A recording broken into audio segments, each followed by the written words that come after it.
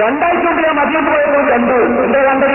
അവിടെ എഴുതിയിരിക്കുന്നത് നബി സല്ലല്ലാഹു അലൈഹി വസല്ലമിന്റെ ഖബറിന്റെ ഇവരുടെ കള്ള ജാറത്തിന്റെ ഫോട്ടോ കൊണ്ട് എന്താ വലിയൊരു ജാറം, വലിയൊരു ജാറത്തിന്റെ ഒരു പച്ച പത്തും പറയുന്നു. ആ രൂപത്തിലുള്ള കുറെ ആചാരങ്ങൾ അത് ഫോട്ടോ വെച്ചിട്ട് വീട്ടിൽ ബർക്കത്തിന് വേണ്ടി തൂക്കുന്ന ഒരു ഇടപാട് നടത്തുന്നുണ്ട്. അത് കള്ള ജാറമാണ് സുഹൃത്തുക്കളെ. പച്ചക്കുമ്പയുള്ള റസൂലുള്ളാഹിന്റെ ജാറം, ആ ജാറത്ത് സമിതികൾ കള്ളജാറമെന്ന് പ്രസംഗിച്ചില്ലേ? ഇവിടെ വന്നിട്ട് മരിക്കണ്ടേ എന്ന് ചോദിച്ച് ജനങ്ങളെ കബളിപ്പിക്കുന്ന മൗലവി, ആ റസൂലുള്ളാഹിന്റെ ഖബർ കാണാൻ കഴിയൂല എന്ന് മൗലവി പറയുന്നു. മൗലവിക്കല്ലേ കാണാൻ കഴിയാത്തത്? സൗദി അറേബ്യയിൽ നിന്ന് പുറത്തിറക്കുന്ന അൽ മുസ്ലിമൂൻ പത്രത്തിൽ അല്ലാഹുവിന്റെ റസൂലിന്റെ ഖബർ ശരീഫ് ജാറം പച്ചപ്പട്ടുകൊണ്ട് പുതച്ചിട്ട് ആ പത്രത്തിൽ നിങ്ങൾ കണ്ടില്ലേ?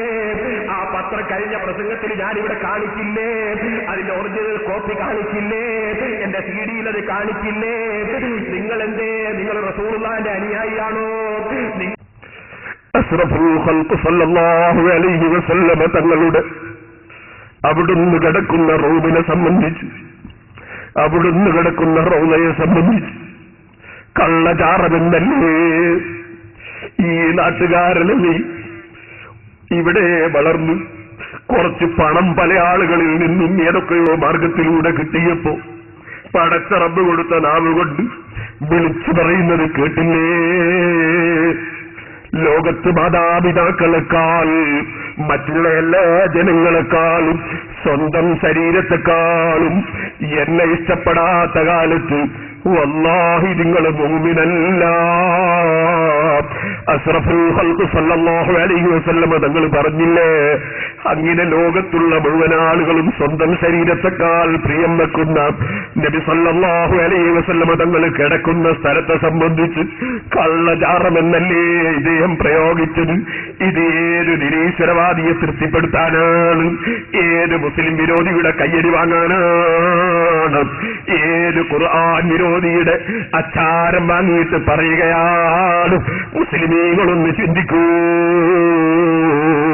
സഹോദരന്മാരെ.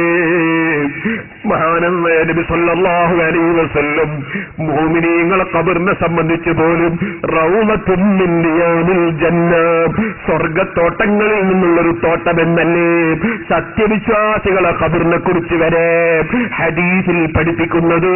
പിന്നെ നബി സല്ലല്ലാഹു അലൈഹി വസല്ലം തങ്ങളുടെ ഖബർ അത് കള്ളജാറമാണെന്ന് പറഞ്ഞാൽ അത് ഇസ്ലാമാണോ? പോകട്ടെ, ഇന്ന് വരെ ഒരു ഹിന്ദു അങ്ങനെ പറഞ്ഞിട്ടുണ്ടോ? ഒരു RSSകാരൻ പറഞ്ഞിട്ടുണ്ടോ?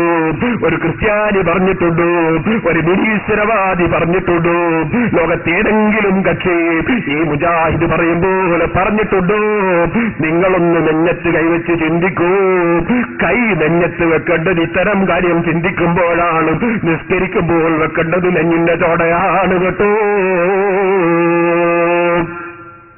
വഹാബി തരികിടയാ, ഇവരൊരു വല്ലാത്ത കമ്പനിയാ.